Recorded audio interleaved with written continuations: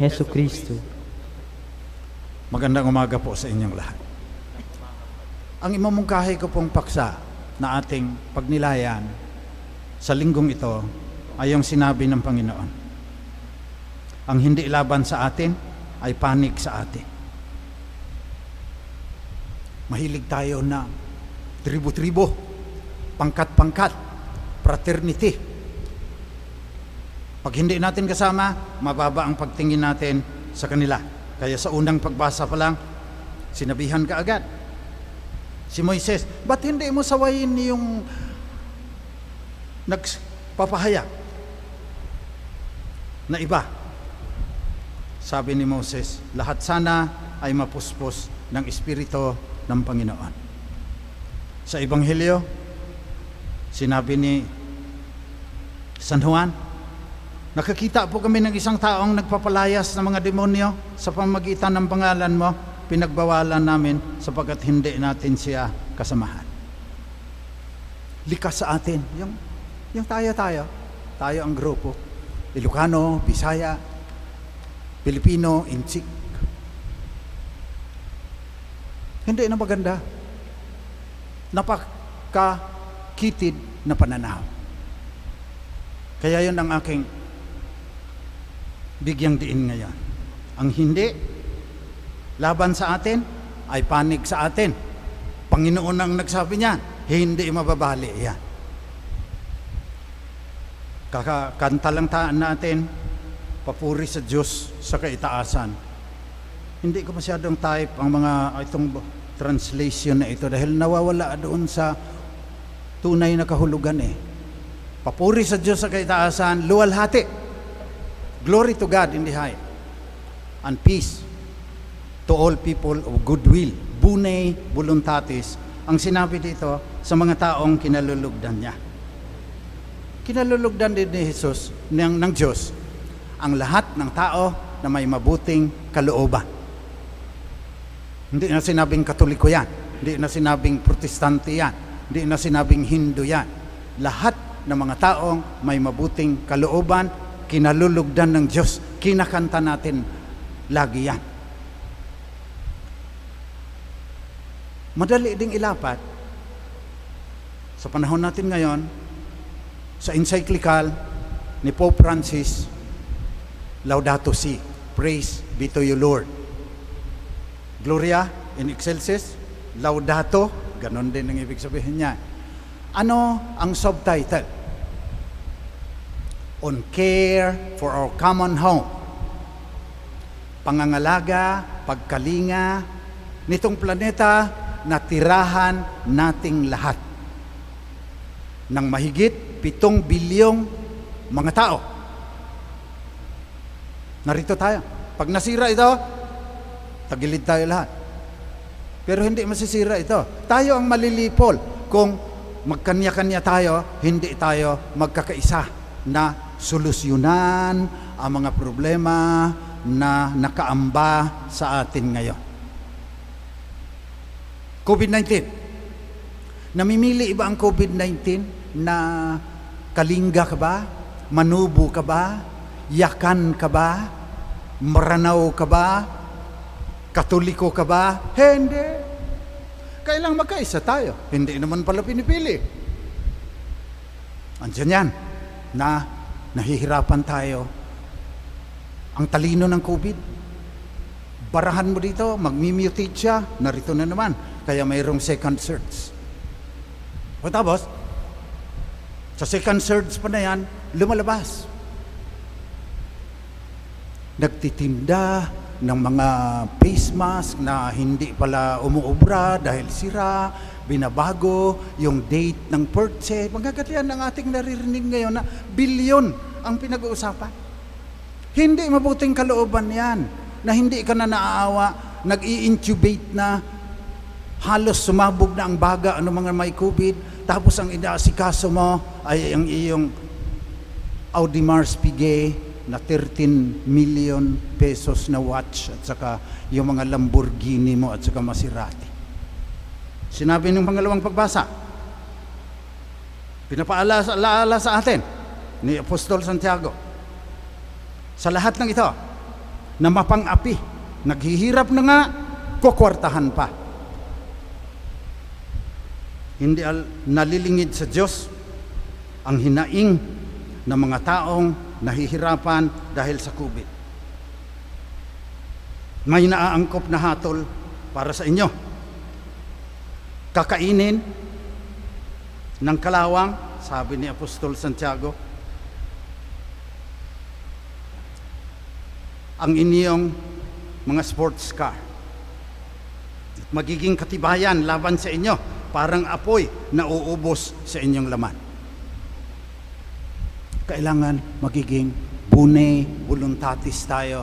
Kailangan mga taong may mabuting kalooban tayo. Pagkatapos magkaisa tayo. Huwag na muna nating isipin yung kung Taumo Epsilon ba tayo o Alpha Pi Omega o Triskelion, kung ano mga pangalan ngayon ng mga fraternity. COVID. Pangalawa, nakalagay sa Manila Bulletin ngayon, 41.4 trillion pesos ang nawawala dahil sa mga lockdown at gasta para sa remdesivir at saka intubation ng mga COVID patients. Nagsara 40% ng maliliit na mga restaurant at maliliit na negosyo. 41.4 trillion. 30% siguro dyan, akin lang naman ito. Ini-estimate ko, 30% dyan, nakurap. So, alalahanin ninyo, kayong mga kurap, hindi lang sa gobyerno, pati sa mga korporasyon. Kung kailan may COVID, nag-iisip yan sila paano hindi makapagbayad ng buwis, paano hindi mabayaran ng angkop yung kanilang mga empleyado na nag-work from home para may pakain sa kanilang pamilya. May araw din kayo. Sabi ng pangalawang pagbasa. 41.4 trillion. Bagsak ang ekonomiya. Tapos, dadating pa ang climate change. Mahabang usapin po yan. Lagi kong pinapaalaala sa inyo, sinasabi ng mga scientist, mag-google kayo dyan. Nang sinasabi, mas maraming taong papatayin sa mga darating na taon ang climate change, ang pagbabago ng panahon, pagkatunaw ng North Pole at saka South Pole.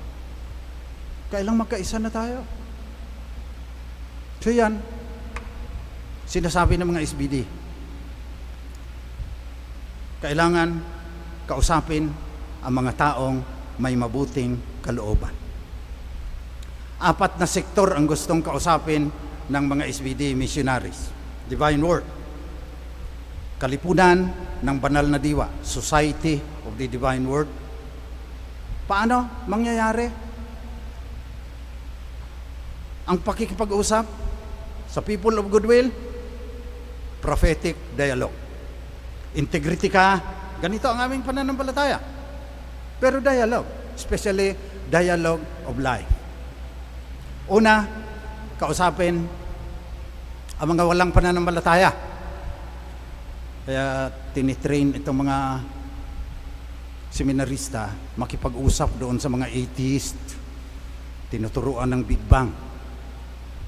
Tinutulugan nga lang ko sa klase, pero sana may matututunan yan. Kasi trabaho ng SBD ang makipag-dialog sa mga taong walang pananampalataya o nawalan na ng pananampalataya.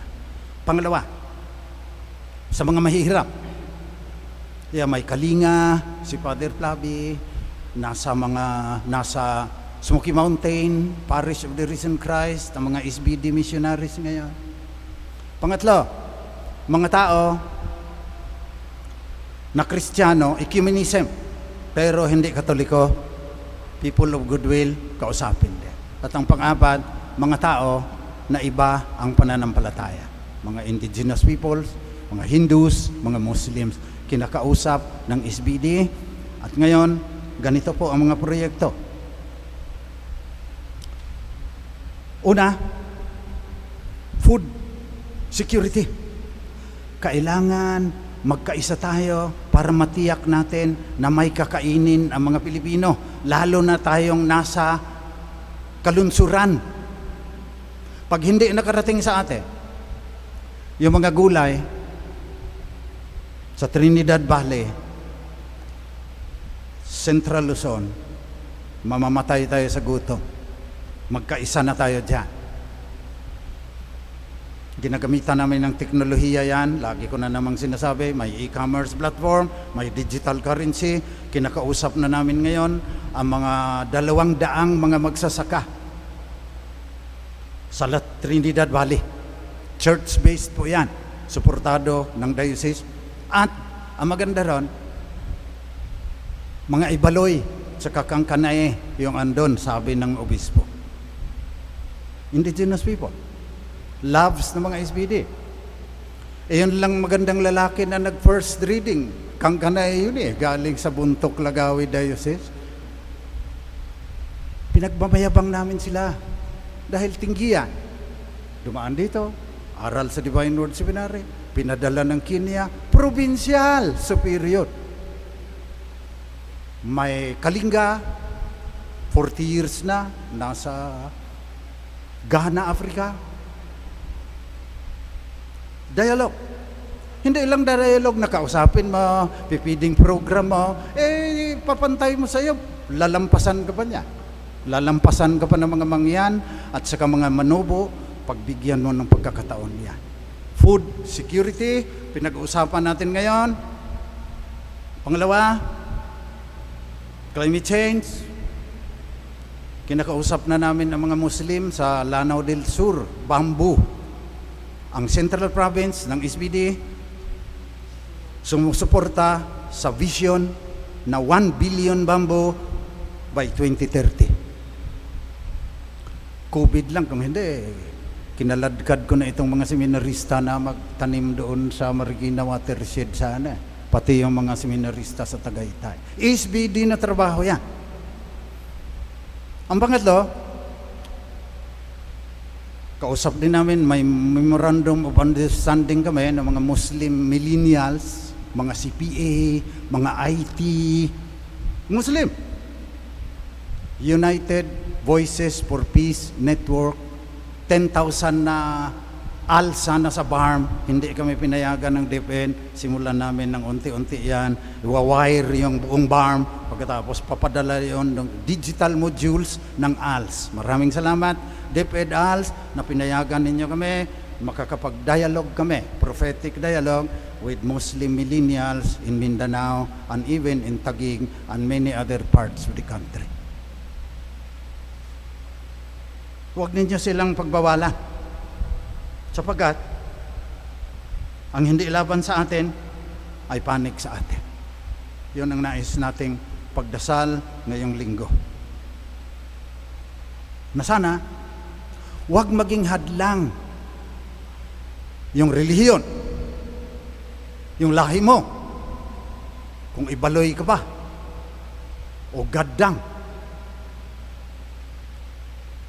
Wala nang pakialam yan sa mga panganib na nakaamba sa atin ngayon. Panalangin natin sa Panginoon na nagsasabi, Bune voluntatis.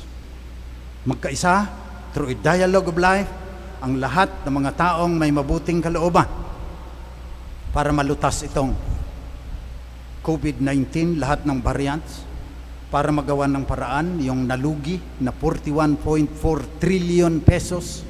Magdadalawang taon na ang COVID at ang darating pang mga kapinsalaan na idudulot ng climate change. Yun ay pagdasal natin sa misang ito sa ating Panginoon na Hari ng Sansinukob, may gawa ng langit at lupa, pati lahat ng mga tao sa mundo, at kinalulugdan ang mga taong may mabuting kalooban.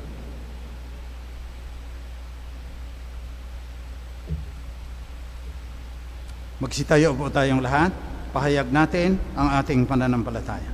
Sumasampalataya ako sa Diyos sa mga